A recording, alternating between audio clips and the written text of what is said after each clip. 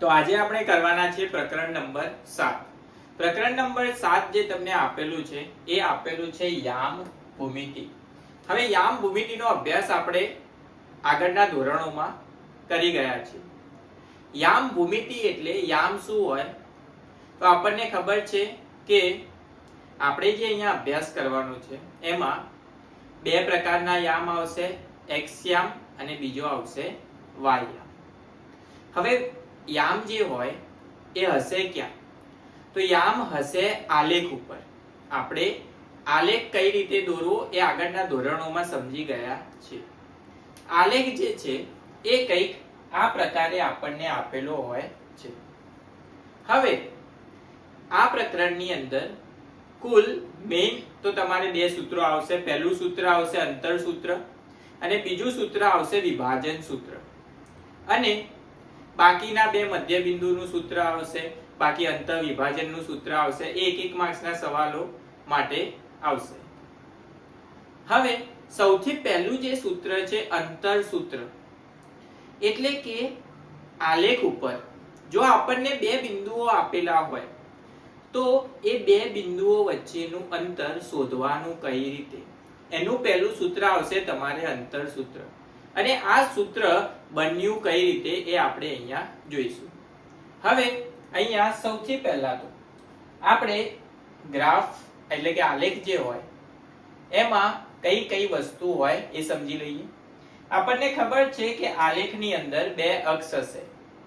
એક અક્ષ હશે એક્સ અક્ષ અને બીજી જે હશે એ કઈ અક્ષ હશે? વાય અક્ષ. અને બંને અક્ષ જે બિંદુ ઉપર ભેગી થાય એ બિંદુને આપણે શું કહીશું? ઉગમ બિંદુ. એટલે કે અહીંયા શું હશે? 0. હવે ધારો કે અહીંયા આલેખની અંદર તમને કોઈ એક બિંદુ આપવામાં આવ્યું A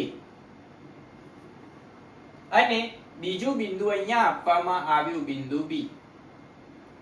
તો જો તમારે અહીંયા આલેખની અંદર આ બે બિંદુઓ વચ્ચેનું અંતર શોધવું હોય તો કઈ રીતે શોધાય અને સૂત્ર બન્યું કઈ રીતે?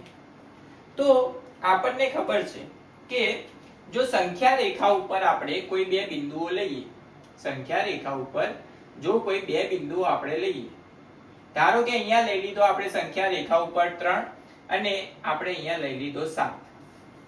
તો 3 અને 7 એ બે વચ્ચેનું અંતર કેટલું થાય? તો સામાન્ય રીતે આપણે શું કરીએ? બંનેની બાદબાકી. 7 માંથી 3 બાદ કરો તો કેટલા વધશે? તો કે વધશે 4. તો આ બંને વચ્ચેનું અંતર કેટલું થાય? 4 એકમ થાય. હવે તે જ રીતે જો આલેખમાં આપણને બે બિંદુઓ આપેલા હોય અને એનું અંતર શોધવું હોય તો કઈ રીતે શોધાય? તો આપણને ખબર છે કે આલેખમાં બે યામ હશે. એક તો હશે એક્સ યામ અને બીજો કયો હશે? વાય યામ. એટલે કે એનો મતલબ એ થયો કે આ જે એ બિંદુ છે એ આલેખ પર એક્સ અક્ષ ઉપર જે બિંદુએ ભેગું થતું હશે એને આપણે લઈ લઈએ ધારો કે x1, અને એ જ રીતે એ જે બિંદુ છે એ y અક્ષ ઉપર જ્યાં ભેગું થતું હોય તેને આપણે લઈ લઈએ y1.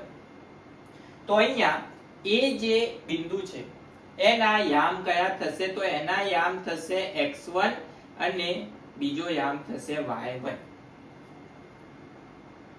હવે તે જ રીતે b માટે આપણે ગણી શકીએ કે બે બિંદુ x અક્ષ ઉપર જે જગ્યાએ ભેગું થતું હશે એને આપણે જો x2 યામ લઈ લઈએ, અને b બિંદુ જ્યાં y અક્ષ ઉપર ભેગું થતું હશે એને આપણે યામ લઈ લઈએ y2.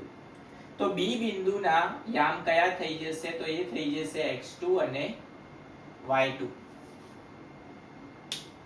હવે a થી b નું અંતર શોધવા માટે આપણે અહીંયા ઉપયોગમાં લઈશું પાયથાગોરસ પ્રમેય. પાયથાગોરસ પ્રમેય કઈ રીતે ઉપયોગમાં લઈશું? પાયથાગોરસ પ્રમેય આપણને ખબર છે કયા ત્રિકોણ ઉપર લાગુ પડે? ખાલી કાટકોણ ત્રિકોણ ઉપર લાગુ પડે. તો અહીંયા આ જે બે બિંદુ છે ત્યાં કાટકોણ ત્રિકોણ બનાવવાનું કઈ રીતે? તો અહીંયાથી જો આપણે એક લાઈન આ રીતે સીધી દોરીએ અને એ બિંદુમાંથી આ રીતે જો એક લાઈન સીધી દોરીએ તો અહીંયા આ કાટકોણ ત્રિકોણ બની જાય. એ બી બિંદુ હતું, આ બિંદુને આપણે નામ આપી દઈએ સી બિંદુ. હવે આપણને ખબર છે પાયથાગોરસ પ્રમેય શું થાય, તો પાયથાગોરસ પ્રમેય પરથી આપણે શું લખી શકીએ કે કર્ણ જે હશે એનો વર્ગ એટલે કે એ બી નો વર્ગ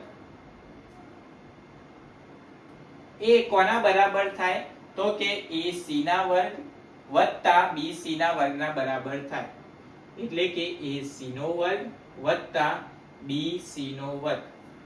આ તો પાયથાગોરસ પ્રમેય.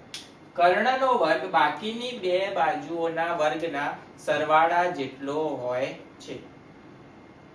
હવે અહીંયા આપણે કયું બિંદુ શોધવાનું હતું, એ થી બી.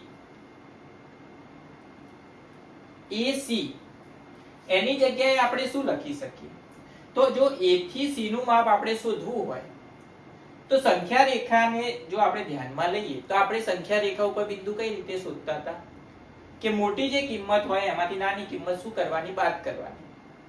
તો અહીંયા પણ એ રીતે થાય. જો આપણે A થી C નું માપ શોધવું હોય તો કેટલું થાય, તો કે x2 x1 એટલે કે અહીંથી આનું માપ કેટલું થશે, તો કે થશે x2 x1 થશે.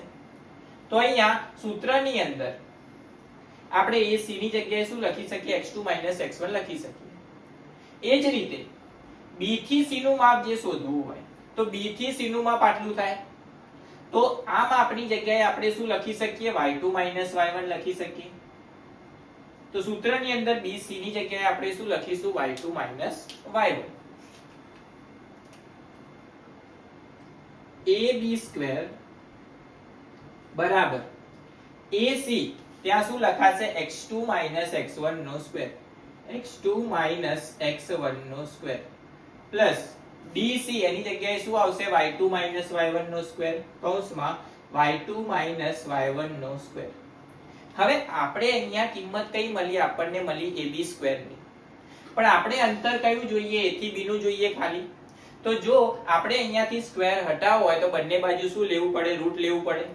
તો આપણો જવાબ થઈ જશે AB બરાબર અંડર રૂટમાં x2 x1 નો સ્ક્વેર પ્લસ y2 y1 નો સ્ક્વેર. આ થઈ ગયું તમારું પહેલું સૂત્ર, અંતર સૂત્ર, જ્યાં તમે કોઈ પણ બે બિંદુ વચ્ચેનું અંતર જો તમારે શોધવું હોય તો તમે આ સૂત્રની મદદથી સરળતાથી શોધી શકશો. આપણે એક ઉદાહરણ લઈએ જેથી તમને સરળતાથી સમજી શકાય કે અંતર સૂત્રનો ઉપયોગ કરવાનો કઈ રીતે. આ હતું આપણું અંતર સૂત્ર. સૂત્ર યાદ રાખી લેવાનું, AB બરાબર અંડર રૂટમાં x2 x1 નો વર્ગ વત્તા y2 y1 નો વર્ગ. હવે તમે અહીંયા ઊંધું પણ લખી શકો, x1 x2 નો વર્ગ કરો પ્લસ y1 y2 નો વર્ગ કરો. જવાબ કેવો મળશે, તમને સરખો જ મળશે, કારણ કે માઈનસમાં જો કિંમત આવશે ઋણમાં એનો વર્ગ શું થઈ જશે, પ્લસ થઈ જશે, એટલા માટે. હવે અહીંયા આ સૂત્ર વાપરવાનું કઈ રીતે, તો એક ઉદાહરણ લઈએ. ધારો કે તમને કોઈ એક એ બિંદુ આપી દીધું જેના x યામ અને y યામ હતા 2 અને 4 અને બી બિંદુ આપી દીધું તમને 4 અને 6. તો તમારે A થી B નું અંતર કેટલું થાય એ શોધવાનું. તો સૌથી પહેલા તો તમારે સૂત્ર લખી દેવાનું, AB બરાબર આપણને સૂત્ર ખબર છે, અંડર રૂટમાં x2 x1 નો વર્ગ વત્તા y2 y1 નો વર્ગ થાય. હવે અહીંયા તમને સૌથી પહેલા તો ખબર હોવી જોઈએ કે x1 શું હોય, y1 શું હોય, x2 શું હોય ને y2 શું હોય. તો તમને અહીંયા જે બે બિંદુ આપ્યા હોય એ બંને બિંદુમાંથી તમે કોઈને પણ x1 y1 x2 y2 લઈ શકો. આપણે અહીંયા આ જે એ બિંદુનો x યામ હશે એને લઈ લઈએ x1 અને એનો જે y યામ હશે એને લઈ લઈએ y1. એ જ રીતે ડી જે બિંદુ આપેલું છે એનો x યામ લઈ લઈએ x2 અને y યામ લઈ લઈએ y2. તો મળી ગયા આપણને x1 y1 અને x2 y2. તમારે સૌથી પહેલા જે બિંદુ હોય એની નીચે આ રીતે x1 y1 અને x2 y2 લખી દેવાના, જેથી તમે સરળતાથી દાખલો ગણી શકો.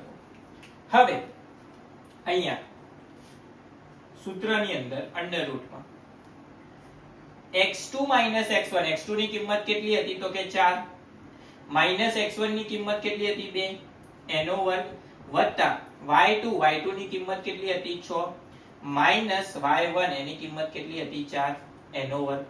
સાદું રૂપ આપી દઈએ તો અંડર રૂટમાં 4 માંથી 2 જાય તો 2 વધે, 2 નો વર્ગ શું થાય 4 વત્તા 6 માંથી 4 જાય તો 2 નો વર્ગ શું થશે 4.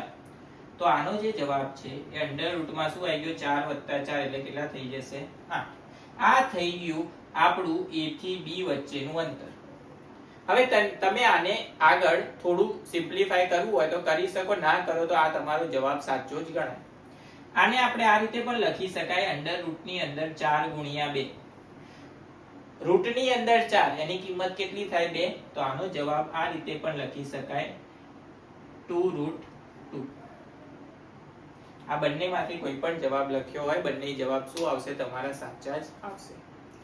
તો આ રીતે બન્યું હતું સૌથી પહેલું આપણું અંતર સૂત્ર, અને એનો ઉપયોગ તમે બે બિંદુઓ આલેખમાં જે આપેલા હોય એની વચ્ચેનું અંતર શોધવા માટે કરી શકો છો.